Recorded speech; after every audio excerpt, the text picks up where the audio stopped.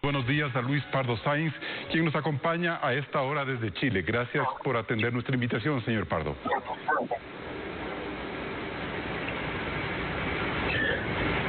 Lo estoy escuchando, el audio. Muy buenos días, señor Pardo. ¿Me escucha ahora sí?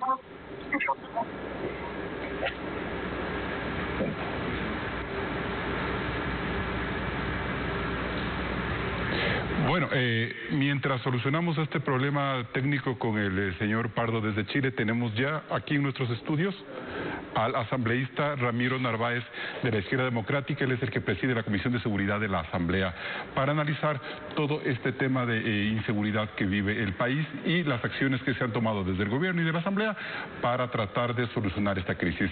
Buenos días, señor diputado, ¿cómo está? Buenos días, un gusto poder saludarles y compartir con ustedes este Muy bien. espacio. Vamos por lo primero. ¿Qué opinión le merece a usted que los generales de Wagner Bravo y Paco Moncayo sean los encargados ahora de la política de seguridad apoyando al presidente Guillermo Lazo? Hago esa pregunta porque ellos, sobre todo el general Moncayo, fue un cuadro de la Izquierda Democrática. Sí, efectivamente, Paco Moncayo ha sido un amigo de Izquierda Democrática, pero no es afiliado, por lo tanto no tenía que solicitar ningún permiso al partido para poder ser parte de este nuevo equipo. El presidente de la República ha improvisado muchas veces. Considero en lo personal que hoy ha realizado un acierto al incorporar a los dos generales a este proceso. No solo porque tienen un antecedente de una buena práctica en su vida militar, sino porque son académicos y pueden ver este problema de manera integral. Esto no se trata solo de atacar al crimen, esto se trata de prevenir, de ver de una manera integral el problema para encontrarle soluciones. Y esa manera integral, señor asambleísta, parte por la declaratoria del gobierno la noche de este jueves de declarar al terrorismo como una amenaza para el Estado. ¿Hace bien el COSEPE, hace bien el gobierno, las fuerzas institucionales en tomar esa decisión? Lo que vive el Ecuador hoy en día no tiene precedentes. Decapitaciones, extorsiones, sicariato, desmembraciones, secuestros, ataques masivos, coches bombas, dinamita alrededor del cuerpo de una persona. Todo esto no tiene precedentes y estos son actos que aterrorizan al Ecuador y deben ser tomados de manera radical. Ahora, lo que sí me preocupa es que el anunciar que vamos a declarar como un peligro para la seguridad integral al terrorismo, ¿qué viene después de eso? ¿Cuáles son las acciones posteriores? No olvidemos, estimado Carlos, que en el pasado el presidente de la República ya decretó a la minería ilegal y al narcotráfico como enemigos del Estado, y solo fue un anuncio. Pero el pasado son 3 meses nada más, pues, asambleísta, no es que ha sido hace 1 año o 2. O sea, se entendería que es una cadena de declaraciones, de acciones que toma el gobierno para emprender la lucha contra la delincuencia. Comparto su criterio. Luego del pronunciamiento tiene que venir el plan de acción, pero no lo vemos. Yo considero que aquí hay 3 ejes fundamentales, una triada que el presidente de la República debe llevar adelante. Primero, contar con el marco legal para que estas instituciones puedan actuar. Y le aseguro, estimado Carlos, que hoy día el presidente tiene todo el marco legal para que nuestras Fuerzas Armadas, para que nuestra policía, para que el COSEPE, para que la Central de Inteligencia puedan actuar. Primer pilar. Segundo pilar que es fundamental, fortalecer a nuestras instituciones, fortalecer a la Policía Nacional con el equipamiento, el armamento, pero falta algo adicional. Fortalecer a nuestras instituciones también significa depurarlas, porque no va a servir ningún esfuerzo si es que las personas que están vinculados no son depurados. ¿Cuál es la tercera pata? La tercera es el eje de justicia. No ganamos nada si es que nuestras fuerzas de seguridad someten a estos delincuentes y se genera una impunidad en el eje de justicia. Señor asambleísta, hagamos un primer barrido de ese cambio normativo que ustedes han emprendido en los últimos meses. En temas de seguridad, para ser más concretos, desde la Asamblea, para policías y militares, ¿qué es lo que se ha legislado? Vamos por el tema de la policía. A la Policía Nacional le hemos entregado el uso legítimo de la fuerza para que pueda enfrentar al crimen organizado de manera contundente. Todos esos temas que generaban un temor en los policías de la progresividad, de la proporcionalidad, fueron eliminados. Hoy tenemos una ley del uso legítimo de la fuerza que faculta a nuestros policías que para salvar la vida de un ciudadano o para salvar su vida propia o frente a un riesgo inminente pueden actuar de manera contundente, incluso con arma letal, sobre el delincuente. Uno de los elementos. Señora asambleísta, ¿qué pasa cuando un policía toma esa decisión? Neutraliza a un delincuente, le da de baja, lo mata. ¿Cuál es el siguiente paso? ¿Ese policía en dónde queda? Es separado de sus filas, es suspendido hasta que se investigue el tema, ¿verdad? Hoy día, ese policía no puede ser sentenciado porque actuó dentro del marco legal. ¿Y su trabajo dentro de la policía? No pierde ni su antigüedad ni las posibilidades de seguir en su carrera, lastimosamente. Pero si es separado de funciones, es decir, deja de ser policía, es decir, es un uniformado menos que tenemos en las calles para combatir el crimen. Sus actividades son suspendidas hasta que haya un proceso de investigación, sus actividades, pero no puede ser separado porque está salvando la vida de un ciudadano. Pero, estimado Carlos, ¿sabe qué es lo más grave? ¿Sabe qué es lo más grave? Que he conversado con decenas de policías y aún no saben que el uso legítimo de la fuerza les permite actuar de esa manera y todavía no saben que tienen seguro de vida, que tienen la obligación de capacitarlos, que tienen la obligación de entrenarlos.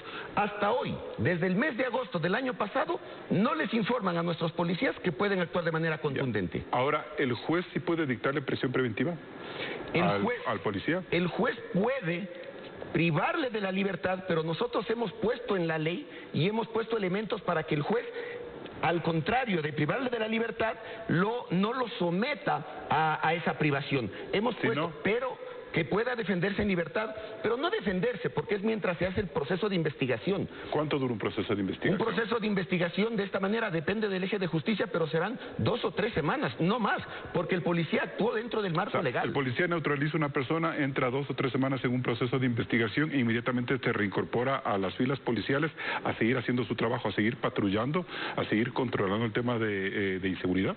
Y no solo eso, sino que el policía también, si es que tiene algún problema de salud mental por haber ejecutado esa acción, tiene que ser atendido. Su familia también es atendida. En el caso de que fallezca, hoy hemos incorporado un seguro de vida. La muerte no tiene precio, pero por lo menos la tranquilidad de la familia de tener un seguro de vida. Esto solo en la policía. En las Fuerzas Armadas, ¿qué no hemos reformado? Las Fuerzas Armadas hoy día, sin ninguna reforma constitucional, pueden coordinar acciones con la policía como lo están haciendo.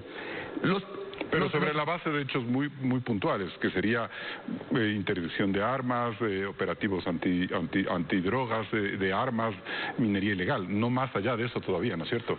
Un policía y un soldado no pueden cumplir funciones iguales. Cada uno dentro de sus competencias tiene que actuar. Le hemos dado a las Fuerzas Armadas también el uso legítimo de la fuerza. Si antes del mes de agosto del año pasado, un soldado se enfrentaba contra un delincuente y le disparaba, iba preso y tenía que defenderse bajo el argumento de legítima defensa.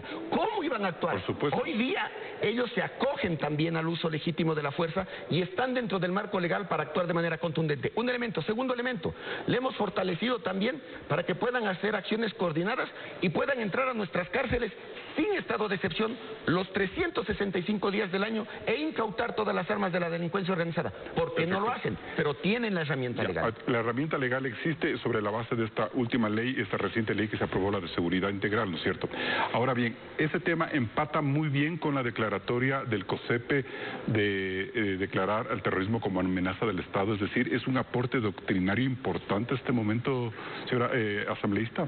Yo comparto la designación de estos grupos de crimen organizado como terroristas, pero insisto que hay que ver cuáles son las acciones posteriores, de qué sirve la declaración, y yo ya lo he manifestado, ¿de qué sirve? Lo primero que tiene que hacer el Ejecutivo para que esto verdaderamente funcione es coordinar con el eje de justicia para que no quede en la impunidad del trabajo de ellos, es fortalecer a nuestras instituciones, darles las herramientas para que puedan actuar y más que todo una actuación contundente del COSEPE. En el COSEPE, gracias a nuestra reforma, hemos incorporado a nuevos actores, como por ejemplo el CIES.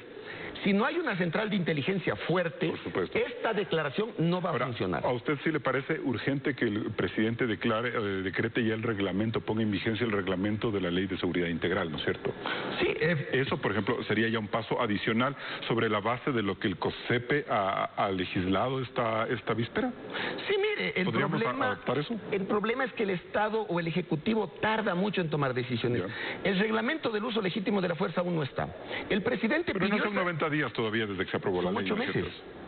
La aprobamos en agosto del año pasado. Ya, pero la otra ley, ya, ok. Ya, la otra ley no necesita reglamento porque esta ley lo que generaba era cambios, por ejemplo, en el Código Orgánico Integral Penal.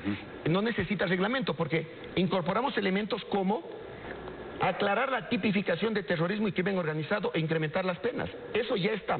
La coordinación entre la policía y las Fuerzas Armadas.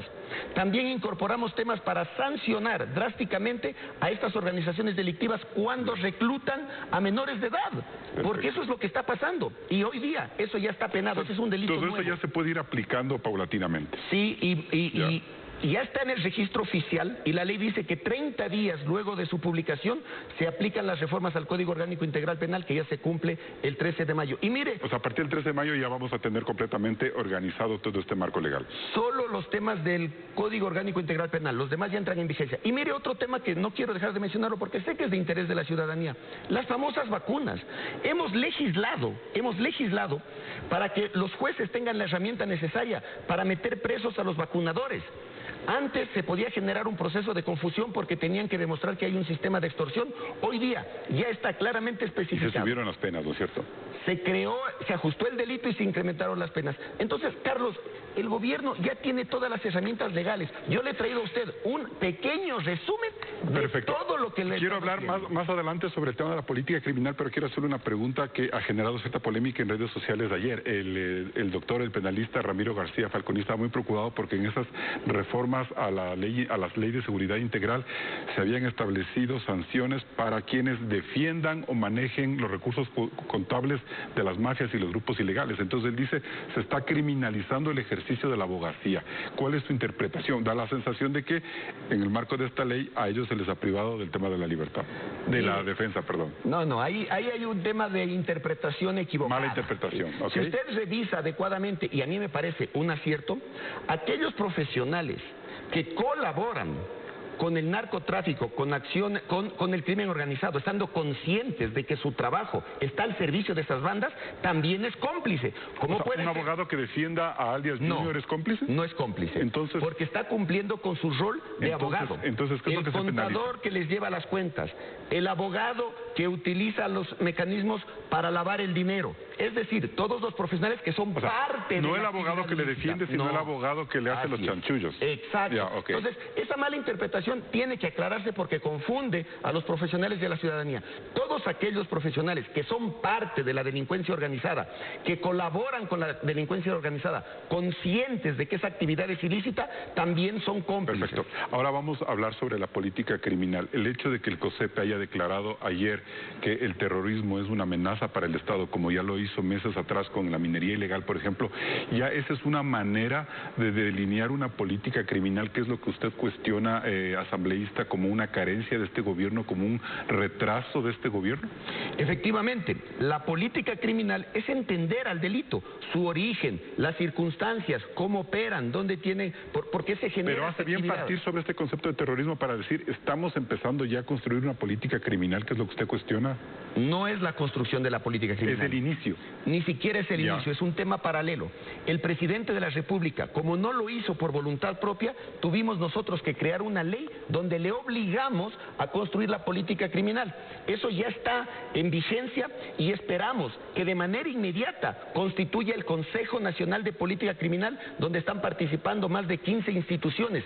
El Ecuador es uno de los pocos países que no tiene política criminal. Y, estimado Carlos, otra institución que ya está en la Constitución y que no existe en el Ecuador porque el gobierno pasado la desmanteló y que le hemos insistido al presidente que la cree, es la Secretaría Técnica de Drogas. No hay una sola institución que vea el problema de las drogas de manera integral. No hay. Esa secretaría que lo miraba desde una lógica social, dice usted. No, una parte es la lógica social, porque la Secretaría Técnica de Drogas ve de manera integral, por ejemplo, el consumo, la rehabilitación, las famosas tablas. pero también determina cuáles son las bandas delictivas, dónde está el dinero, cómo operan, cómo están constituidas. ¿Y eso no le funcionaría a la Secretaría de Seguridad más bien? ¿Por qué no puede hacer eso? Porque la Secretaría de Seguridad es la que da respuesta a la delincuencia. Entonces es la que enfrenta a la delincuencia, pero también hay que trabajar en la prevención. ¿Estamos burocratizando mucho el manejo de la seguridad con tanta institución y tanta secretaría? No, porque no hay una sola institución que vea esto de manera integral. Ahora, la Secretaría, hoy aspiro que funcione adecuadamente. Las improvisaciones del gobierno han permitido que esa Secretaría no tenga un rol trascendente en los últimos meses y han sido los cómplices de las muertes de 16 personas diarias. Y antes de irme y antes de terminar la entrevista, una respuesta muy breve. ¿Cuándo la Asamblea le va a exigir a la justicia hacer su trabajo? A la justicia también le hemos dado herramientas para que pueda llevar adelante su trabajo. Hemos establecido en la última reforma protección a los jueces y a los fiscales. Hemos establecido en la última reforma sanciones para el prevaricato para que los delitos no queden en la impunidad. Y una última cosa que no quiero dejar de mencionar, estimado Carlos. Una cosa que yo vengo exigiendo desde hace varios meses y que sin eso no funciona es la depuración de nuestras instituciones. El eje de justicia, la Policía Nacional, las Fuerzas Armadas y el SNAI. Ni una sola declaración de la Asamblea cuestionando el trabajo de Wilman Terán por haberle querido movilizar a toda la justicia para sacarle 265 millones de dólares al Estado mientras sus jueces siguen liberando corruptos. Carlos, yo estoy alejado de cualquier acto de politiquería, de disputas, de espacios de poder. Esta comisión se ha dedicado a trabajar para entregarle al Ecuador las herramientas que se necesitan para combatir el crimen. Es que siempre es más fácil caerle todo al gobierno, pero no a la justicia. Ramiro Narváez, presidente de la Comisión de Seguridad, gracias.